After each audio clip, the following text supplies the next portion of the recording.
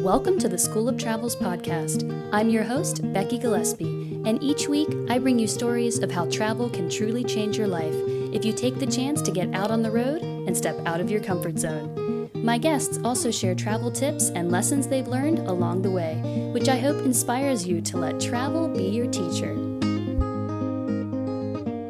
Hello, listeners. Welcome back to the School of Travel's podcast. This week, I am excited to bring you the incredible story of a 6-month road trip from Tokyo to the UK all the way down to Capetown from two of my longtime friends in Tokyo, Chuck Berry and Phil Woodland. Now, I'd heard bits and pieces of their story along the way since they returned back in 2013, but I'd never really had the chance to sit down and really hear about how they planned this trip, the twists and turns that happened along the way, and what they really took from the experience. I hope by listening to them that you can start to get a sense of what planning a trip of this magnitude really takes and what traveling in these areas is really like. Because I was in Tokyo when I interviewed Phil and Chuck, we thought it would be great to do the interview in a Japanese karaoke room. And so throughout the episode, you're going to hear some, I'm going to admit it, really bad Japanese karaoke in the background. You will definitely get a sense of what being in a Japanese karaoke booth is like, including the phone calls that we got asking us if we wanted more drinks, which does happen in Japan. So without further ado, here is the incredible story of Chuck and Phil's road trip. I'm sure that you're going to be entertained. Here we go. Welcome to episode 16 of the School of Travel's podcast, and I'm here with two longtime friends in Tokyo, Japan, in a karaoke room of all places. We have Simon Berry. Hello there. And Phil Woodland. Hello. I am so excited to talk with you guys about a trip that you both took together in, when was it, Simon? 2013. 2013. So it's quite a long time ago, isn't it? Yeah. But you were telling me, Phil, that people still talk about it at your office. Yeah, I still get asked about it quite often, you know. Well, first of all, guys, just to prove we're in one of my favorite places in the world, and I'm sure it's yours too, a Japanese karaoke room, we have a little maraca and a tambourine. And who knows, we might be playing those from time to time. Well, all your listeners, I first met Becky at a karaoke night. I think it was 2011. It might have been 2012. But you were dressed as Pikachu, so that's fine. I'll never forget that night, Simon. It was a wonderful. It was the beginning of a beautiful friendship. Indeed, it was. And first of all, I wanted to ask you guys, what are you doing now? What is your background? Where are you from? I'm from England, but I've been living in Japan on and off for like 12 years. In that time, I've also lived in Spain and in South Africa and been on a few adventures as well. Now I'm teaching English in Tokyo. Awesome. So I've been on an adventure with Phil, which is what we're going to talk about, right? And I import booze and export booze. I'm quite boozy. Yeah, and so I know Phil and Becky. That makes no sense, right? Yeah, but when did you first come to Tokyo? I first came 18 years ago. All right. Phil, I've known you for 12, so shut up. Yes, me and Chuck first met in 2008, beginning of 2008. So it's 11 years, nearly 11 years. How did you guys meet? I've never asked you this before. We met at the St. Patrick's Day parade in Omotesando in Tokyo. Oh. I was working at that time with our mutual friend Peter Noonan, and I went with him, and Chuck was there with a bunch of other people, and that's how. By the way, I think we should tell listeners we are going to call Simon Chuck for the rest of the podcast. I looked at you, I called you Simon. It felt very strange, but that's just been your nickname for ever since I was fresh from the womb. My father's also nicknamed Chuck, so it gets very confusing. I think anybody with a family name Berry. And did you grow up in Zimbabwe? I did grow up in Zimbabwe, and then Ethiopia, Oman, and I had a very kind of travel-y, internationally upbringing.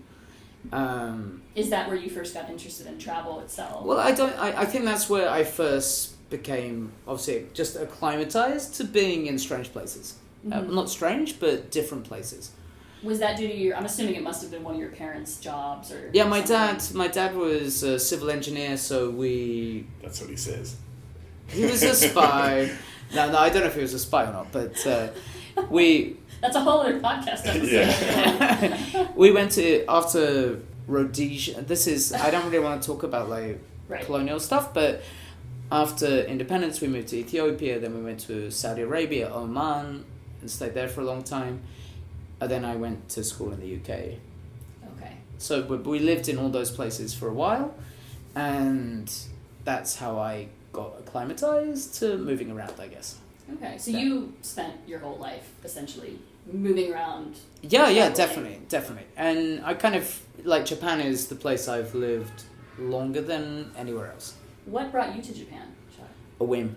A whim. A whim. I came on a whim, and I'm still here. What was the whim? Because for me, it was actually watching Lost in Translation. I think really inspired me. Was it really? Yeah, to come over. The whim for me was that I had been, after university, I'd gone to Zimbabwe for 10 months.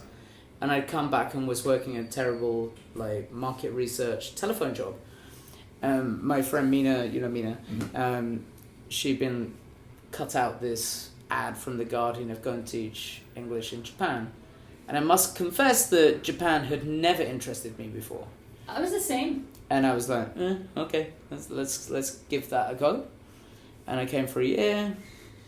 A year became 2, 3, 4, 5, and etc. And like me, you've left a few times as well. To go Yes. on adventures. Yeah, I think all of us here have all left a few Been times. and gone. Yeah. Phil, what first inspired you to come to Japan? Also fairly whimsical, but I had a few more reasons. When I was a kid, I learned karate, so I was always interested in Asian culture and Japanese culture. And when I lived in the US as a student, my best friend was Japanese, so then I learned a bit more about Japan. And after I graduated, I wanted to travel, but being a fresh graduate, I didn't have any money, so working abroad was my next idea. And I literally Googled work abroad, and something that popped up was teach in Japan. And I was like, Japan sounds nice, I'll give that a go. And really the plan was to come to Japan for 2 years to save money to travel. And that, it took 5 years, I think, to go traveling the first time, but it kind of happened. Right. And I just kept coming back and doing the same thing. I do love that the yen, this was what I thought about, the yen was a strong currency. Not when I first came. Really? But, Me too. Yeah. And obviously being became British one. now, it's a terrible currency. Well, yeah, no. it's about to become a very good one, I think. It's about to become Yeah. But That's that's another also episode another as well. topic, yeah. Let's not talk about Yeah. that. Okay, so you both, you had a lot of inspiration, and you, coming to Japan then, you started to really, have this base where you could travel from, Yeah. I would say. Yeah, I think so. And I think there was, being, obviously, from Britain, a lot of your trips would be to Spain or to, locally, and being in Japan. And it is one thing that people in Japan say is it gives you a much greater freedom to travel in Asia. It does to a point, but at the same time, Japan is quite far to the east, and to go to Thailand is 7 hours away. To go to, But it wasn't just the location or the money. I actually fell in love with Japan, which Yeah, is of why course, I of course. keep coming back. Me and too. what I was There's so doing. many, right where we are is a Right. really big reason that I absolutely Yes. love Japan. I love the Yeah, singing yeah, culture, and I hope that you guys love what you can hear in the background as well, which is the room next to us going for it. We will be crashing their room after this. Of course we will. Yeah, Which we'll is serenade people your do. listeners a bit later. Yeah. So, I've never had anyone on the podcast yet who has taken a trip that you guys took in 2013. And I thought it'd be really interesting to talk about it with you because it was a long-term, I think, a true adventure.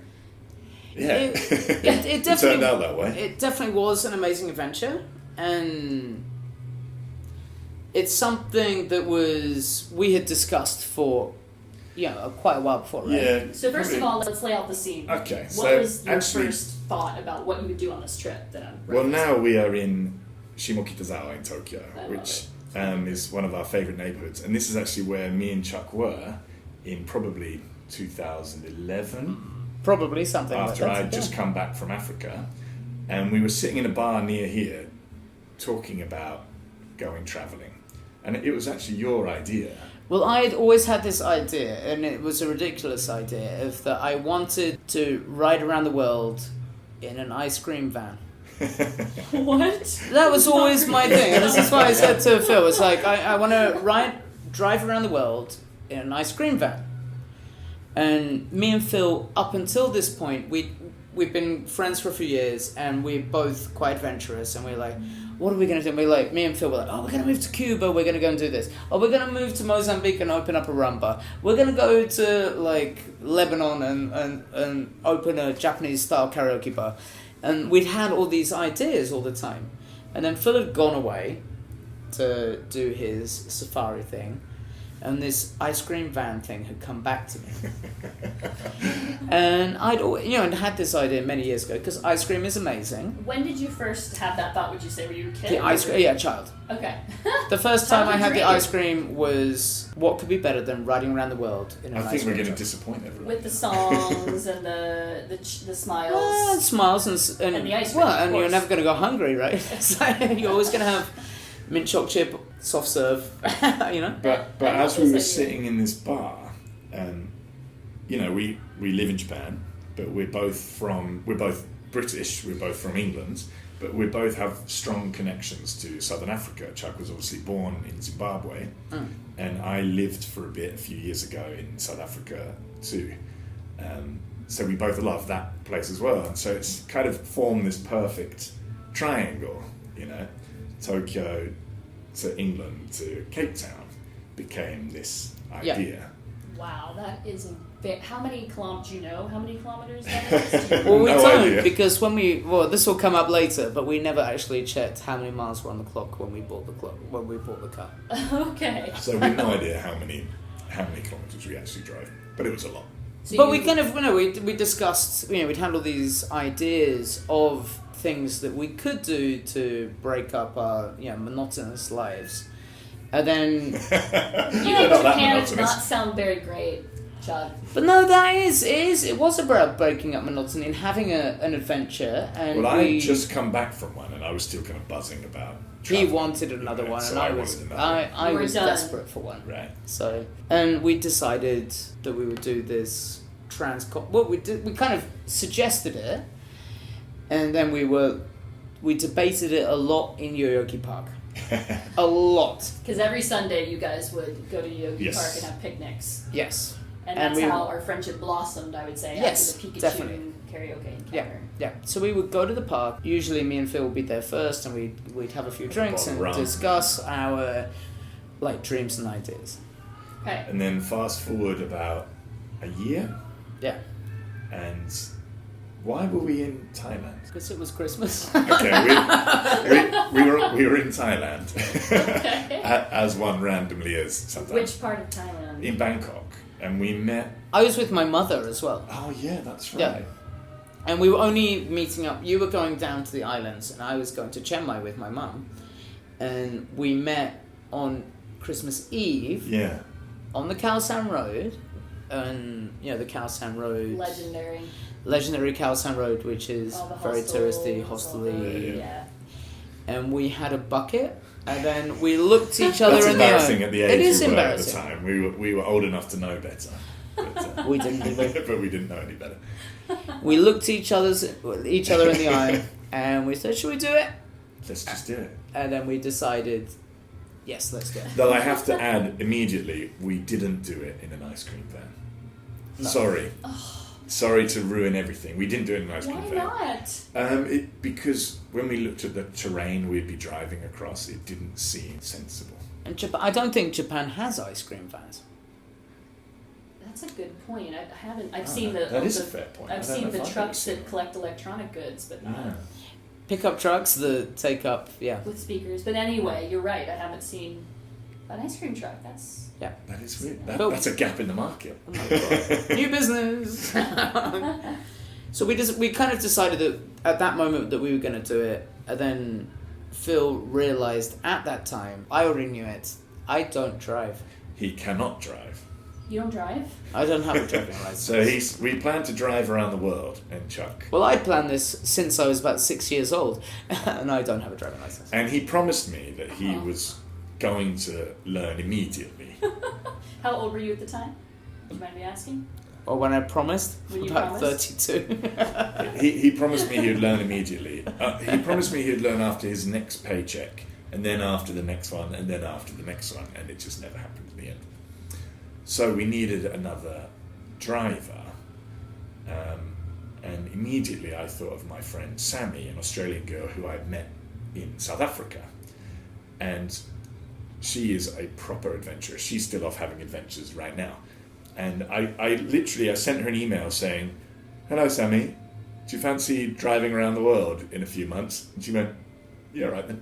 And I did meet Sammi. Do you remember? Yeah. I went to your farewell party. Oh, yeah, of off course. and about with this, and Sammi was she's a paramedic. No. She's a barrister. Okay. Well, actually, she mostly works in like hospitality out in the wilderness in Australia. She works on like a national park, the Kimberleys. Okay, I remember If you know that it. she had some outdoor experience, or there was something. Yeah, loads. She had a brave job, let's say. Well, and she did the safari guide training with me in South Africa. Okay. You know, she's pretty full on. I did not know you trained as a safari guide. Oh You were yeah, I had a surprised? safari guide I was license. All right. As did Sammi. That's how we. So you knew Sammi was up for this. Yeah, She I was knew she immediately- could handle it, and she was really nonchalant about it. She was like, "Yeah, okay," and then we just started. We went planning. from there. So And I was like, okay, there's 2 drivers. I don't have to do anything. And we went from there. And Chuck and Sammi had actually never met, but I was confident that they would get on, and they did. Yeah. We go. She likes me more than him. That's true.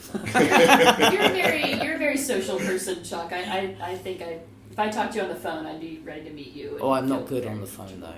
Oh, okay. He I gets can't say I've nervous. ever called you I to do be get fair. nervous. Yeah. Yeah. Well, so how did you start this? How did you get the car? Where did you get?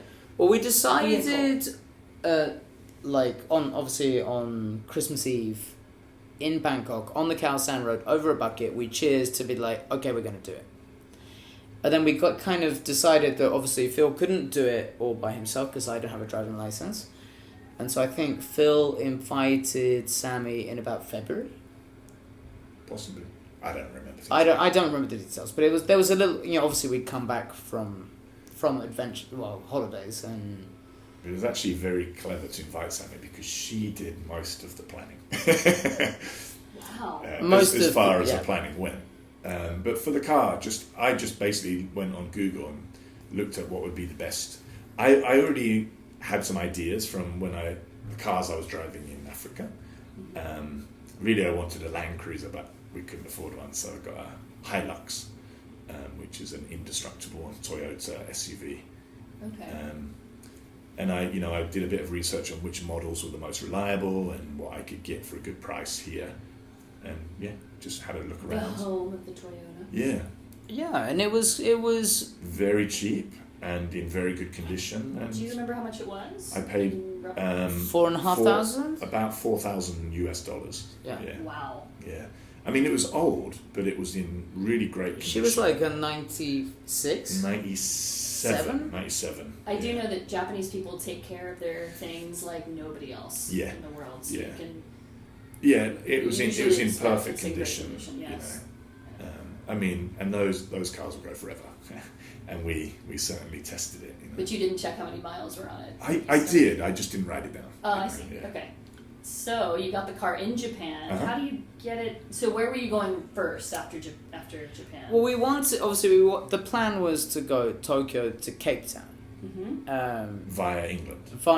So the plan, we left Japan in June, the end of June. And we were planning, we achieved the plan. It was to get to the UK for Christmas. Okay. And so 6 months on the road. we had a vague route, and obviously China and Russia, they have visa restrictions. issues. So we had to plan those kind of places. And you're in the perfect city to get them. Right. Yeah, and Yeah, it's the season something here. that, I think if you are planning a big adventure requiring vehicles and stuff, that you shouldn't worry too much because it is not that difficult. No, I mean it's a slight pain at borders, and that's it. Yeah. We didn't Well, As long we as only you had get one the right actual big visas, problem. Definitely do the research before. Yes, there are certain Different visas you have to countries. have, but a lot of them you don't. You know, once we got past Uzbekistan, we didn't really have any visa issues at all, did we? No, and even just like planning it, it wasn't that difficult No. to do it. Mhm. And You just checked all the countries you're going to be going through, and they checked. Yeah, we what the just like the requirements first 3 months, we had to get the visas kind of in advance because it was Russia and ex-Soviet states and stuff. So we had to plan for that. But basically, if if anyone wanted to do a similar kind of trip, you don't really have to. It's definitely doable. It's basically. definitely doable. Yeah, with a little bit of research as to where you're going, it's really not that big a deal. You just have to buy car insurance on most borders. Okay, I Yeah, did not know that. yeah. Wouldn't think to buy it at the border. Yeah. Okay. And At some And that's agency? Or is it Um, right at the border? I'm Yeah. asking as someone who's never done this. often it was just they would tell you where to get it Okay. at the border, in most cases. And And then once you how- get to Europe, What were you sort of- using to navigate? Google Maps? Yeah, no, we No, did an we had offline to map. because we didn't have phones, so we didn't have any internet connection. We had phones, but we And so this is You know, probably we were in the completely wilderness. different now because this is like 5 years ago. We had I think it was called Maps for Me. maps with me, Maps, something like that, an offline GPS map thing. Okay. which was reliable up until a point, and then Yeah. you'd look at your map and you were in the middle of a lake or something, and you're like, okay, we're not in the middle of a lake. But so in terms of the actual adventure, from Tokyo we went to Sakai Minato, which is in Tottori in East Japan on the coast, and from there we took a ferry via Korea. Yeah, Where did we stop in Korea? I had it in my brain. Somewhere in Korea. Yeah. We stopped at a port just for a few hours, long enough to go and eat in Korea, and then we went to Vladivostok in Russia. Yeah. And from there, it was all by road until we got to the Caspian Sea. Yeah, So And it was warm at that time. we So it was left at the end of June, and we crossed Siberia in the summer. which was It's amazing. Yeah. Really? Yeah. So many bugs, but we kind of planned that obviously from Vladivostok until basically half the way to Europe, there's nothing there. There's like 2 or 3 cities. Oh yeah. It was amazing. You know how in small countries, maybe it's different for you. You're from a big country, but for us, when you're leaving a city in the UK and you see the road signs, it says the next town is like 10 miles away or 20 miles away. We would leave towns in Russia and the next town would be 1,000 kilometers away, kind of thing. 2000. I remember when we left Khabarovsk, like the next, I think it was Irkutsk, or was it even Chita, was 2,000 kilometers away. And I remember us being like looking at the sign and going, we should take a picture of that, and we Yeah. never did, and just carried on driving. But it was like 2,300 kilometers from Khabarovsk to Irkutsk. To Lake Baikal, yeah. So what was your typical day like? What time of the day did you leave? How much driving did you do every day? Who was driving? I did none. It really Which was depended lovely. on where we were. Like when we were in like full wilderness, like Siberia, we had to get the miles done. So we'd wake up not too late and crack on, do like 500 kilometers a day if we could. It depended on the roads, the condition of the roads. And Were they pretty bad in Siberia? Russia was alright. well, once we got past Khabarovsk, do you remember getting to Khabarovsk? Getting to Khabarovsk was It was still being built, basically. But from Khabarovsk right across Russia, there is a serviceable road. I can't say much for the other drivers on the road, but the road itself was not bad. It's not a big road. It's not a highway by any It's valid a single standards. carriageway. Yeah. Okay. But But the quality of the road seemed okay. Reasonable, yeah. For the most part. And did you guys have music? Oh, So- yes. Of course. That's how we stayed sane. Lots of playlists Yeah. that you made ahead of time, or just the Russian radio? Well, actually, not that many playlists. But It seemed like enough until we'd been in the car for a few weeks and then, then we were starting to go. I remember because I went to Russia in 2006. Right. I did the Trans-Siberian. Ah, did you? Yeah, Awesome. in the winter. Wow. I look back and ask myself why Why? that time, but it felt like real Russia. But I do remember the Russian radio being hilarious. The music was so, I don't know, it sounded like the 1980s or the 70s. Yeah, but yeah, absolutely. Yeah. Did you turn on the radio very often? Or? No, I don't think we ever turned on the radio. Actually, Well, we did break had the radio. we had Oh, boy. some like tapes CDs. to learn Russian. Oh yeah, that's Oh. right. And it was just like we're in the "Не понимаю по-русски," which It was was like I really don't speak interesting. Russian. We're just like I don't speak Russian. I don't. We're just all in the car saying Repeating I don't it. speak Russian. I don't speak Russian. Were you going into English teacher mode like, do you speak Russian? No, I don't speak Russian. Exactly It was that, like yeah. that. Role plays. But Siberia in the summer, despite the bugs, was absolutely beautiful. You know, the really long nights.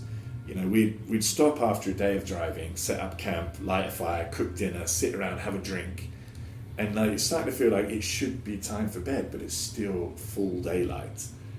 It didn't get dark until what, 11:30, something like that. It was Did you have two tents that you would? no. We had one big. I tent. think that kind of one of the things that when I think back about it is that I think we prepared it very well, but when we talk about it together, we're like we were woefully underprepared. We didn't. What felt underprepared? Well, we didn't really think about. We're just like, okay, we need everything. We need everything. We brought too much stuff we didn't need and not enough stuff we needed. Yeah, pretty What much. did you not bring that you really needed? We should have paid a lot more money for a much higher quality cool box. Yeah, and a tent as well. The tent was great. We decided It was the palace. We decided on taking like a Costco 8-man tent. There were For three. three of us. people. So it was very comfortable, and it was very comfortable in the summer months. Yeah. But as soon as it got cold, It got would- really yeah, cold, It would. yeah. It was basically like sleeping out in the open. Wow. It was pretty cold. Especially when we were on like the top of mountains and things like that.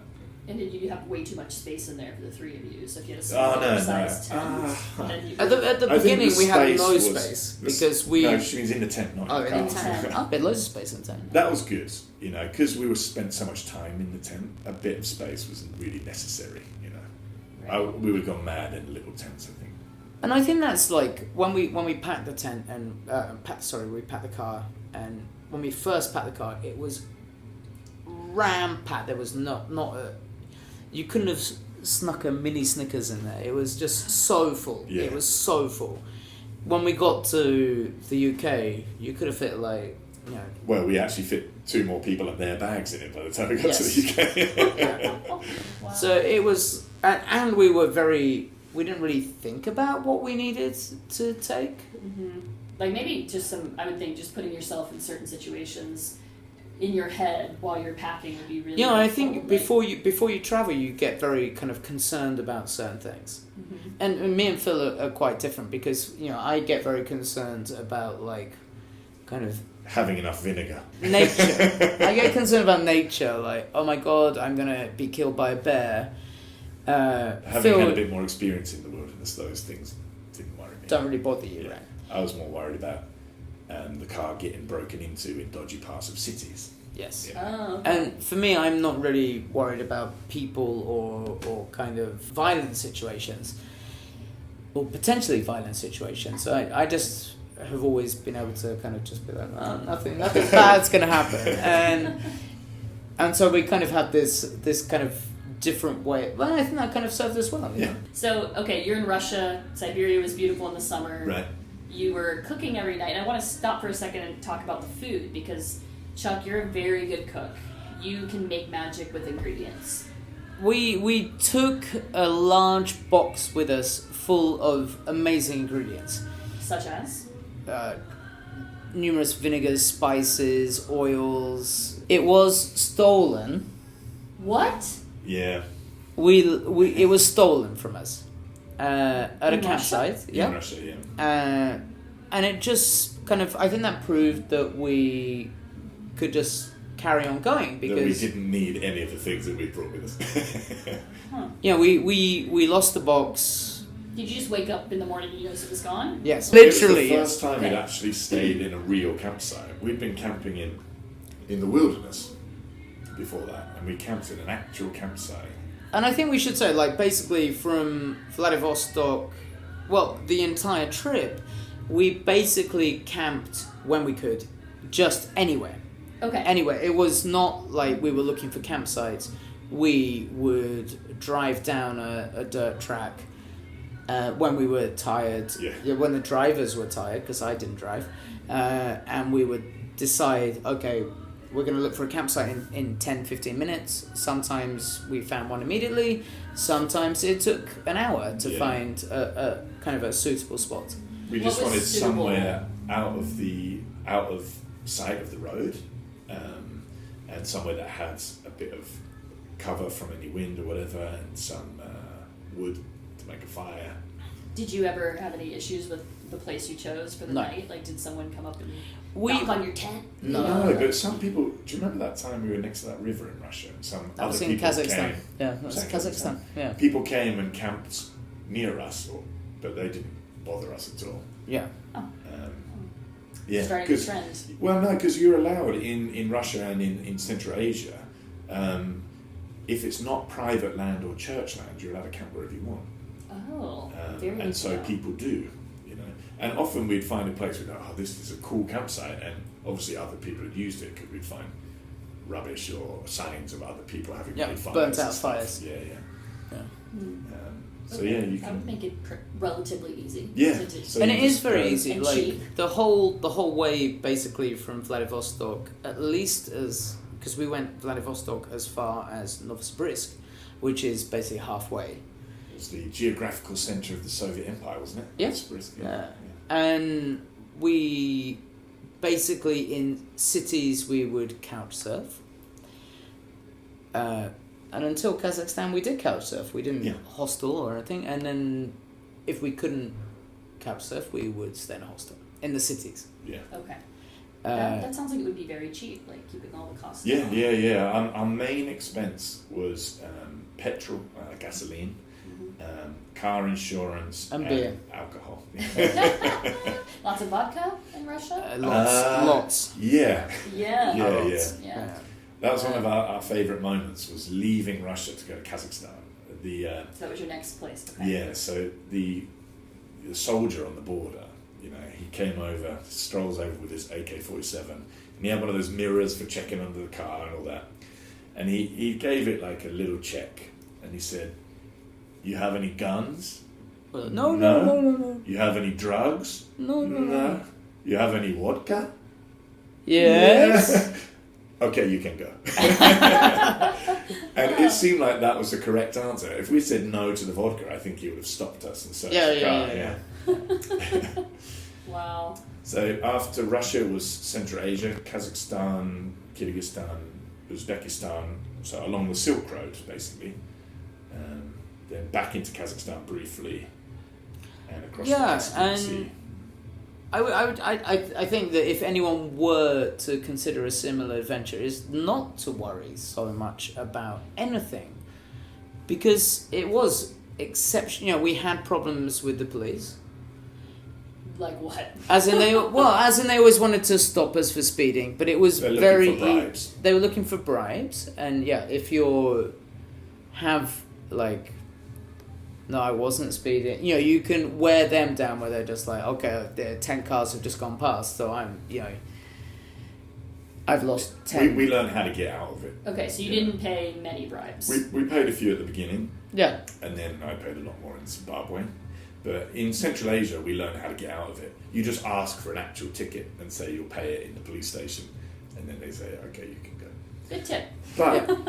But not to cast aspersions, because the one of the big surprises for me in both Russia and Central Asia was just how lovely the people were. That is the karaoke call. Yeah, that's the 10-minute warning. すみません、あと30分お願いします。はい。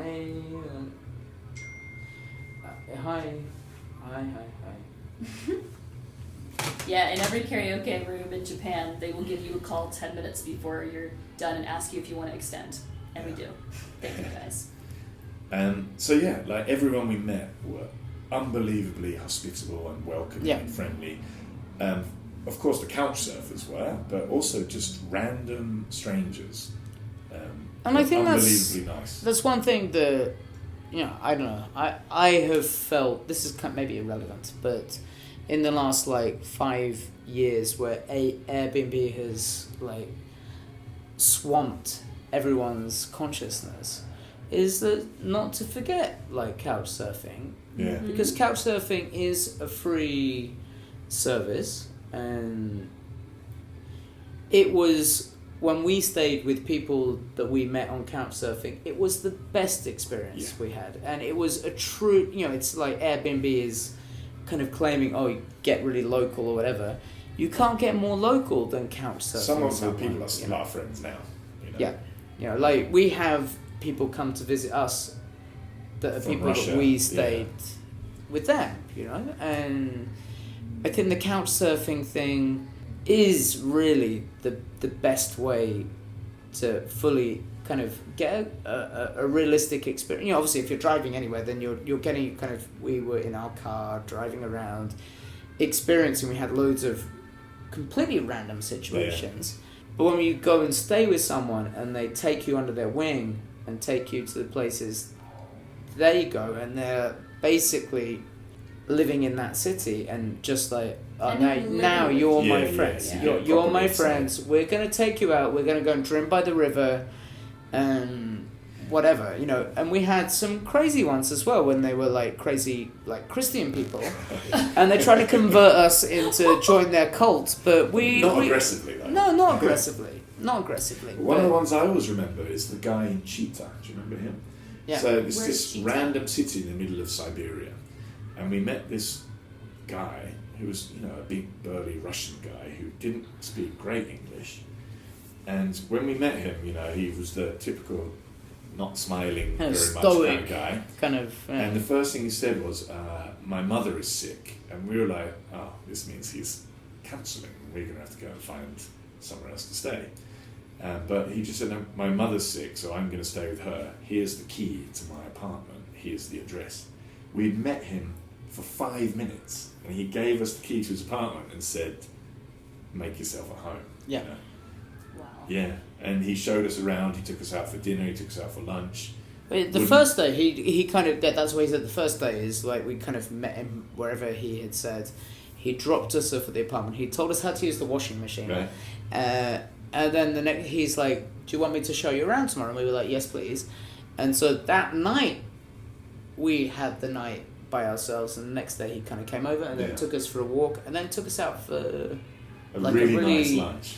The best meal in Russia we had, And the whole couch surfing thing was the best way to kind of meet. To and have that was all the have goodness of the his heart. experience.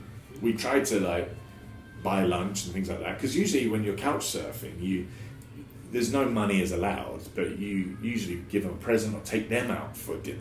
So we tried to pay for this lovely lunch to say thank you to him, and he was having none of it. He was like, Did you just stay most of these places one night? It really No, we depended. did 2 or 3 nights. Because I don't think we heard ever stayed anywhere you one should- night. You should do that for couch surfing. One night is not nice to the host, really, because they may not have time. And to kind really of, we get to always know you. decided that because we were traveling such large distances where we would be staying, we'd be camping one night, all the way, that if we got to a city, we would have a night to kind of relax, have some drinks, do the laundry, and Use a real actually see shower. the city, have a proper wash. I think that's Yeah. a great plan. That's what I would have done. And I think kind of the Airbnb thing, I don't know if whoever made Airbnb kind of got that from couchsurfing, because I think couchsurfing started in 2004, 2005. Mm-hmm. I believe that kind of Airbnb has taken over from that. And I don't know, I haven't used couchsurfing in a few years, but it was such a great way to really feel the place and get in touch with that place. And the crazy Christians wanted to convert us and that we stayed there forever, but But But it wasn't only the couch surfers though. Like in Kazakhstan, we had a minor kind of car accident, and we needed to be pulled out of a big hole in the ground, and this guy shows up. That was a whole big story. But anyway, it turns out this guy came in his tractor, a local farmer came in his tractor and pulled us out. And it turned out it was his land we were on. We were looking for a campsite. And not only was he not annoyed that we were camping on his land, he was like, why didn't you just come to my... I mean, he lived in a yurt, a ger. He didn't have a house, but he said, why didn't you just... It seemed strange that we hadn't come and camped next to his yurts, that we'd camped, half a kilometre away or 2 kilometres away. And he was like, yeah, just come with me.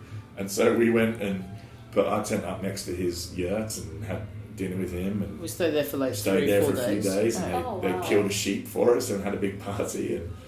And this was a random guy that we had met by having a car accident on his land.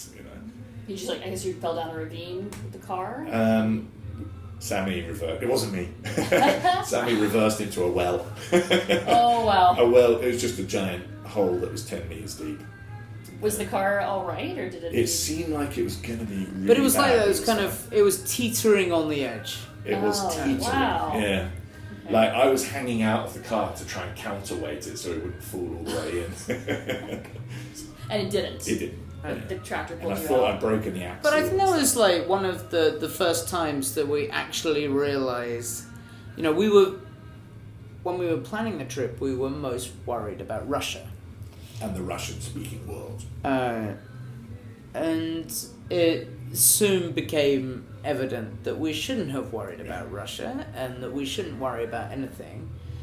And basically, I think as long as you've got the right attitude, you're going to be okay. It's going to be... You can drive across the world and be slightly unprepared for it. Well, I have to say... And do it, It's like, completely you can do it. And every time we had any kind of problem, we were helped out of the problem by strangers, basically.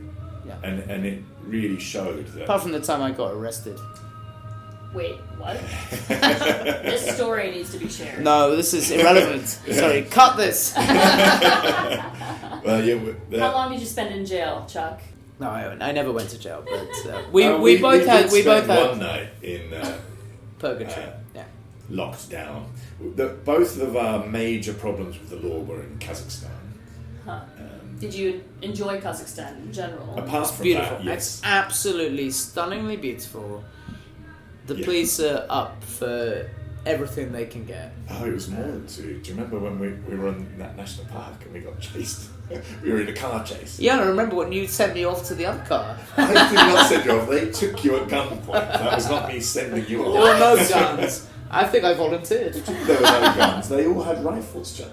They didn't take me off at gunpoint. I volunteered to go in the other car. I feel there are a lot of stories that we just don't have time No, for on there's this not. podcast. But it's like, I think that, what I would like to say is that you can do something like that, or do anything that you would like to do, and it's okay. Nothing ever bad is really going to happen, and that you should relish. Hopefully. You should relish everything. The bad experiences. Become the best stories. The best stories. They But really do. They people really do. always say to me, like, I could never do that. And, like, why They're not? so good. They're so Yeah. good. Everyone's so good. There's basically no... Like no reason. my mother is 75 years old, and she tells me these stories of her driving around Africa in the 60s. To be fair, she's still much tougher than you, Charlie. I know. And she's like, we used to just go camping. We just like open up the back and sleep on the riverbank. And it was just like, could be eaten by crocodiles, And she's like, oh, we didn't think about it back then. She wouldn't do it now, but I think the TV and the media has just spread so many stories about so many Yes. industries that yeah. it's And not actually true. No, definitely not. And I think kind of having an attitude of that it is going to be all right is very important, because basically it is going to be all right. People are generally good. Yeah, that's the thing. People, wherever you are in the world, are mostly nice. I have found the same. And I think I'm like you, Chuck, in that I'm always like positive about people. I'm very social. And so I've never been worried when I go places because I think I can talk myself out of this or make friends with these people because I believe that they're good and they will be. Yeah, I really believe that you can just, whoever you meet, well, whoever I meet, I can get out of any nasty situation. Phil's a big tough guy, so it's a bit harder for him. But well, just when those situations arise, it tends to be aimed at me rather than you. They're like, he's the one that'll fight me. Blissfully oblivious. Never go sausage shopping with Phil. That's all I say. That's not a euphemism. You've made reference to this. You did eventually get to London together with Sammi. Well, even with more people, we met. We picked people up on the way. One of the nicest things that I think that happened was when we met that Japanese guy. What was his name? Yuichiro. I think it was Yuichiro. Yeah. And we'd first met him in Tashkent, in Uzbekistan, and then we met him in Bukhara, which is like one of the second biggest Silk Road cities. And then we were like, well, we're going to go to Kazakhstan again because that's where we had to get the ferry to go across the Caspian to get to Azerbaijan. And he was like, well, I'll come to Khiva with you, which is the last Silk Road city in Uzbekistan. Which, by the way, if you have a chance to do the Silk Road cities in Uzbekistan, is absolutely beautiful and amazing. I heard Uzbekistani food is also really good. No. It was much better than Kazakh food. No offense. The food in that area, if you're going to go to touristy places, is okay, but if you're eating street food, okay. Basically, I don't think the first amazing meal I think we had was in Georgia. Oh, I've heard. The bread. I've had Georgian food once. It was like 3 months of like greasy rice and lamb and lamb and lamb and lamb and in Russian dumplings and soup and beetroot and dill everywhere. But it was fun, and you don't travel for the food, do you? Sometimes. Oh, I do. There's tears rolling down my cheeks right now. So you picked up a Japanese guy in Uzbekistan, and then in Amsterdam we picked up Karen and Peter. Oh. And in Berlin we picked up Tak. Oh yeah, we met another friend of ours in Berlin. So we had a car full of people when we got back to England. How many people is this in the car at that point? 6. Yeah. 5 or 6. It was a big enough car. It was a squeeze. But kind of, the car, when we left Japan, we have this photo of, like, literally Sammi squeezing the last, like... It was Tetris every day to get things in. And by the end, it was just like, we got rid of the shower tent, we got rid of the cool box, we got rid of so much stuff. Yeah. We kept the essentials, and I think that if you are planning that kind of trip, a shovel... Absolutely. A shovel is essential. Wouldn't have thought of it, actually. Wouldn't have been my first thought. Yeah, no, you need a shovel. And gaffer tape and an axe. Yeah, shovel, gaffer tape, axe, like a medical box of some sort. And that's a flashlight? Yep. Yes. And batteries. Lots of batteries. Music. Money. And that's it. But, we left, when we would... left, we were like, oh my god, we're unprepared. And then the further we went, the less stuff we realised we needed. We actually needed. How many outfits did you have? Is what I should say. That's a girl's question. Were you wearing like the same shirt every day, or 2 shirts? We basically probably could go a week or 10 days without washing. Yeah. Okay. Yeah. No. But when we, that's kind of standard travelling. Yeah. Yeah. That's what I'm about doing now. Yeah. Okay. So you made it to London. Yeah. How long did it take? 7 months. 6 and a bit months. Do you remember the day you arrived? Was it Christmas Eve? Or no, Christmas? because we had a bit of time because I went to university in Norwich, and one of our best friends from Tokyo is from Norwich, so we had a couple of nights there just before Christmas, and then I dropped Chuck and Sammy off at your mum's house, and I got home on Christmas Eve. Yeah. So probably we arrived around like the 20th or something like that. Okay, into early. Yeah. There we go. Yeah. Wow. And how that goodbye must have been, well, I don't know. So you planned to go to Capetown Well, together, all three of you? Yeah. That was the happened? original plan. Well, 'Cause it money. sounds Chuck had completely run out of money and had to come back to work.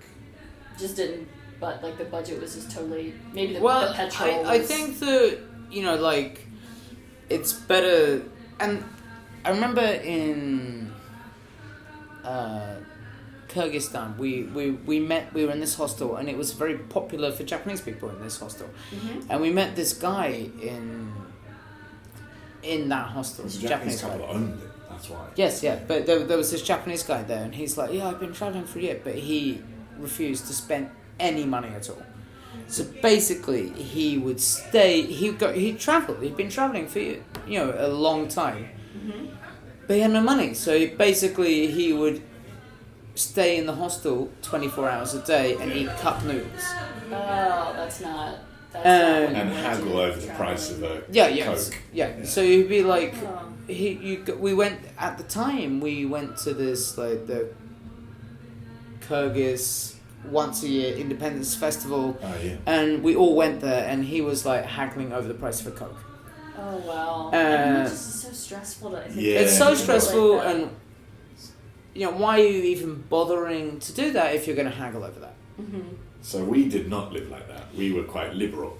We wanted to enjoy everything that we did, and we wanted to, rather than say we must get to Cape Town, it was more like Cape Town is the goal, but we're going to enjoy ourselves the entire way. Okay. And it didn't work out like that. Well, we almost got there. Well, we shipped the car. We shipped the car to Mozambique.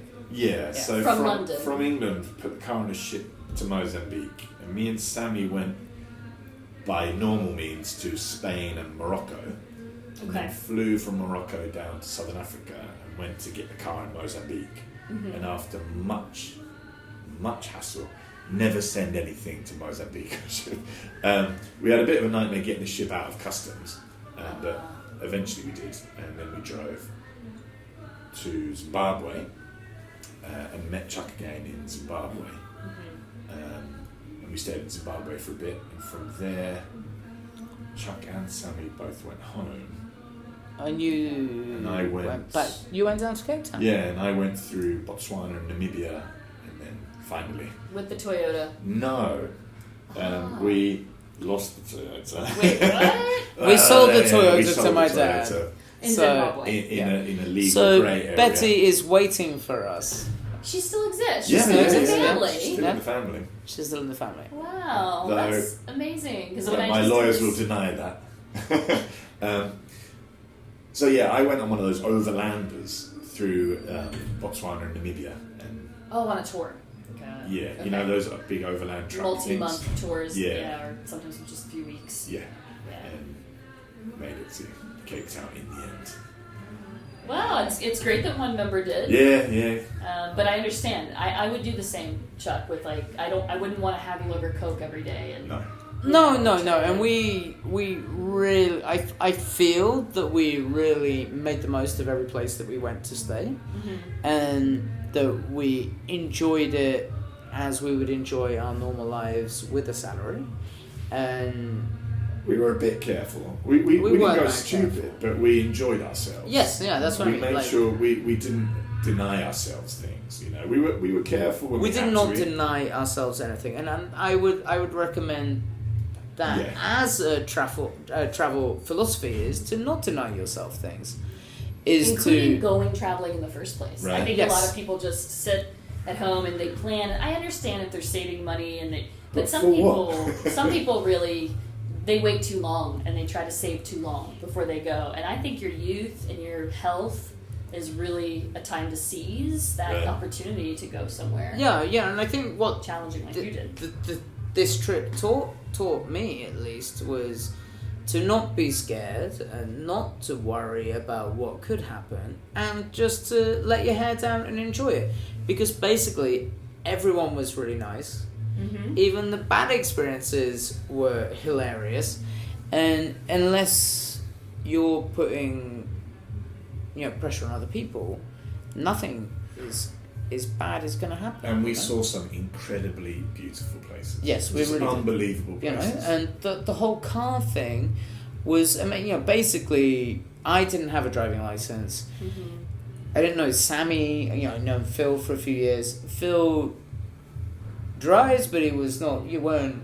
I mean, you'd been living in Tokyo. You hadn't been I driving hadn't been regularly. driving for ages. Yeah. And I didn't feel that confident driving in Russia, Right. But you see them get your feet up. And some of the places, like having the car, it was a double-edged sword. There were times when it was like an anchor, We had the paperwork and the insurance and all of that stuff was a bit of a pain. But it gave us so much freedom, and it gave us kind of a home base, The car was our like kind of safe zone wherever we were. It always gave us that was our home, basically. So having the car was fantastic, and we went to some places we would never have been able to go to otherwise. Yeah, on a we went to just Cockpec. This place called Cockpec. We ended up going to 5 times. But where was it near? That canyon? 5 times. It was near the Charon Canyon. Charon Canyon in Charon Canyon Kazakhstan. is, I think it's in the top 3. It's much smaller than the Grand Canyon, but it was, it is a massive canyon, And just absolutely no one place, there. nobody there.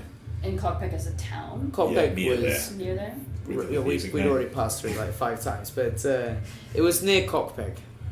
But we love Cockpec. Why? Because, I'm really curious why you love Cockpec, why you went there 5 times. Oh, just because Because of the name. it seemed to be a convenient place to stop every time we were driving somewhere.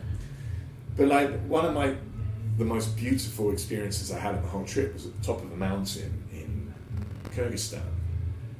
We were in this kind of alpine meadow where we couldn't see any other, humans at all. Over one hill was like a little yurt village, but we were completely alone in this kind of valley. It's, I don't know. Dip. And just there would be it was an absolutely beautiful place to camp at this big lake, and every now and then a herdsman would ride past, and it must be in their culture to stop because every single person stopped. Some would just stop for 5 minutes and say hello. Sometimes they'd stop for an hour and have a cup of tea or a glass of vodka with us. Or, we'd ride their horses and stuff. But all of them did it. They'd come and they'd tie their horse to our car and sit down in one of our seats. Oh my goodness! Even if they didn't speak one word of English, and we would hang out with them for a bit, and then they'd go on their way. They were herding horses or cows or sheep or whatever, yak. Yeah. Oh. It just sounds like a place I'd want to stay forever. It was amazing, and it was so beautiful. One night I woke up to go to the bathroom, and when I went outside, there's zero light pollution there, and the moon and the stars were so bright, and everything was covered in frost because it was freezing. We were 3,000 meters or something. Everything was covered in frost, so it just was we were sparkling. sunburnt. I was just guys, wake up and come and look at this. Because it was just unbelievable, Wow. And you'd never find a place like that going on a bloody tour. And no one will take that memory from you either. Right. And you still have it so clear in your mind 5 years later. Yeah, and I just think that if anyone has the desire, for me, just being I'm gonna buy an ice cream van and sell ice cream and drive across the world. And you still should do it, Chuck. I'd love to. Mint chocolate chip only though. You should learn Raspberry to Ripple. drive. Becky, No, what's your favorite? What's your favorite? Oh, I really love coffee and coconut. Those flavors of ice cream. You're weird. Oh, and chocolate chip cookie dough and then chocolate. All right, there you go. Yes, those are the ones I loved as a kid. But yeah. But to think, if anyone had the idea of just I can drive across, you really can do it. It's not that difficult. Right. We met people doing much crazier things than us. We met people fine. cycling across the world, or on motorbikes or whatever, or doing a trip like ours with kids. Wow. All kinds of crazy people. Yeah. Yeah. I think that I find myself more and more drawn to wild adventures, such as you're talking about, getting way off the grid, not being on the tours per se, although I do love meeting the people on tours. Oh yeah, But, absolutely. And the thing is, on our trip, you do meet the people, and you meet people randomly, or you sign up to couch surfing, and you meet some amazing people, like really genuine people that are just want to meet foreigners as well, and especially I would say our like kind of Habarovsk friends are some of the nicest people and people that we would now consider like stunning friends. You know? Wow. So you've come away with, even these 5 years later. Yeah. What do you remember the most? That's an 5 impossible years later. question. You know, Drinking a Or- lot of vodka. Or what still stays with you? What did you learn from that trip that still stays with you now, would you say?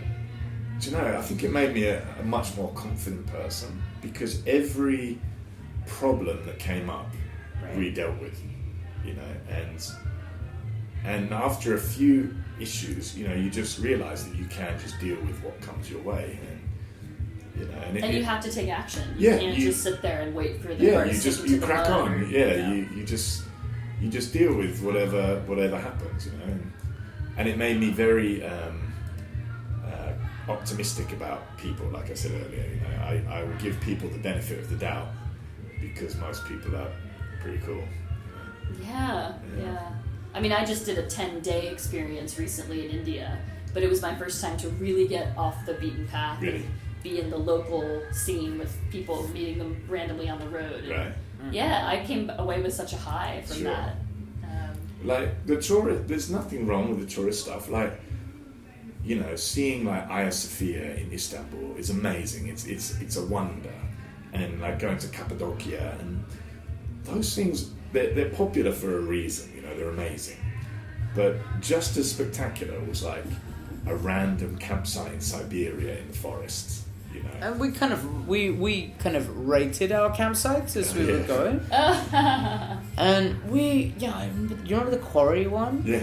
And there was one we ended up just in this deserted quarry, and it was amazing. And it was just like in Russia in early July. It was just like deer running around and stuff. yeah, it was just absolutely stunning.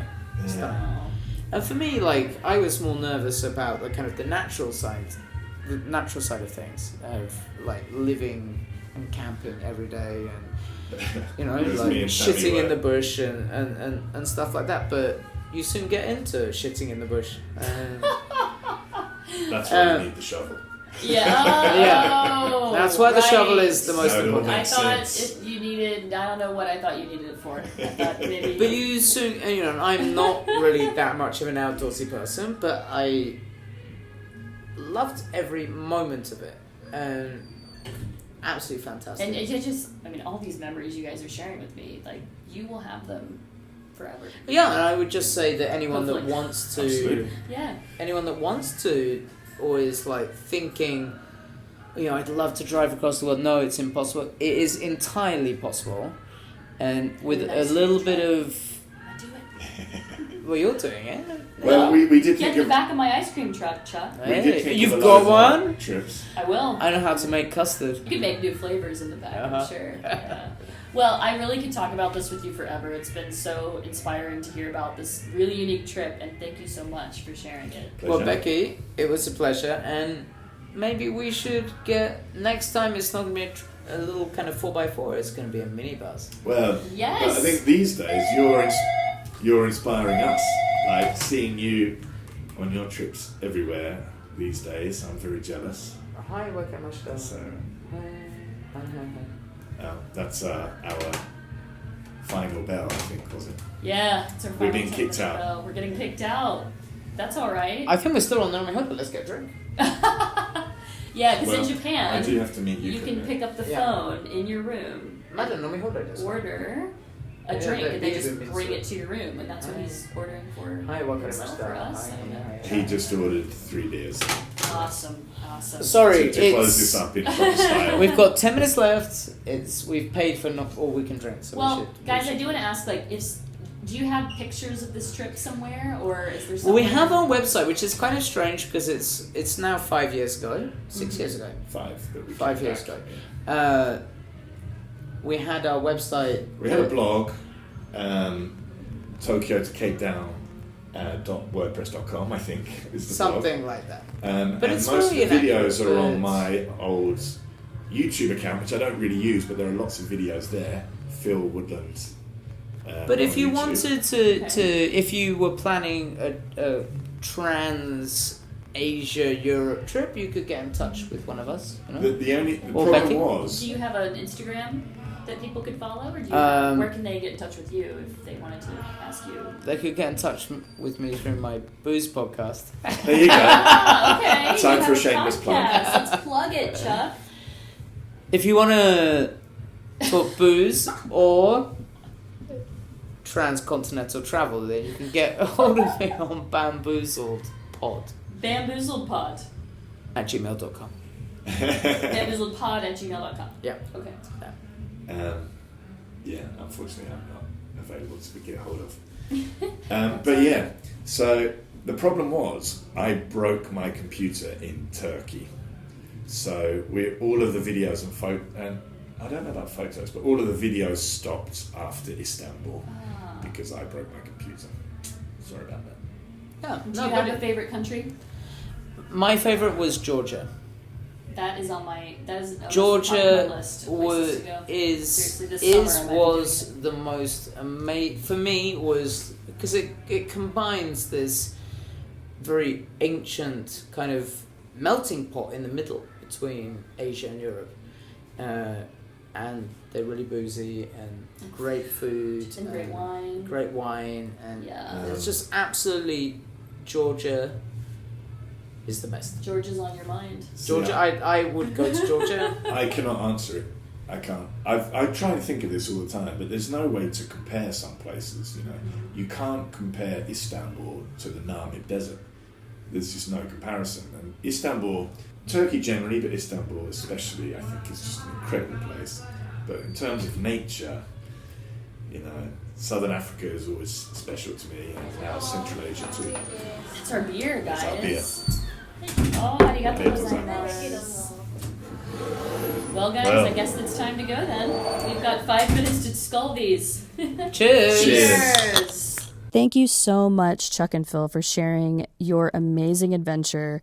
You inspired me while I was listening to start thinking bigger, thinking longer about where I might want to go. And I think it's so inspiring that you had this dream and you actually went through with it, and you've got these amazing memories for the rest of your life. I will put links to Tokyo to Capetown.wordpress.com on our website, theschooloftravels.com. I did check it out, and the website is still active. And as Phil says, it's definitely from circa 2013, but it still has links to videos from Phil's YouTube account, and you can get a sense of what it was like to be with Chuck, Phil, and Sammi on the road. I'd like to leave you with a travel quote from probably the world's most famous road trip writer, Jack Kerouac. He has this beautiful quote where he says, "There was nowhere to go but everywhere, so just keep on rolling under the stars." I definitely know that Chuck and Phil did that and are still talking about it years later. If you haven't taken an epic road trip, and by epic I would say, let's say at least 10 days, you definitely should. I myself have always wanted to travel across the US, and I still haven't done that, so maybe I need to put that on my list for next year, the year after. Something. I definitely need to do it. And you should too. There is such beauty and some kind of rhythmic energy from being on the road. Keep that in your mind, listeners. That dream that you've been having, start taking steps to make it happen. That's what I say. And I will be back with another episode very soon. Have a great week, listeners. Thanks for listening to the School of Travels podcast. If you enjoyed this episode, we'd love for you to subscribe and leave us a rating wherever you get your podcasts. Special thanks to The Sam Chase for allowing us to use their song, In a Perfect World. Don't forget to join us next week for another episode, and remember to always let travel be your teacher. If you keep your options open, there are places you will go. They will treat you like the kings and queens your parents thought you'd be when you were born. You'd see it all with your head head up standing tall, and you'd look back and think it's funny how you spent your time and money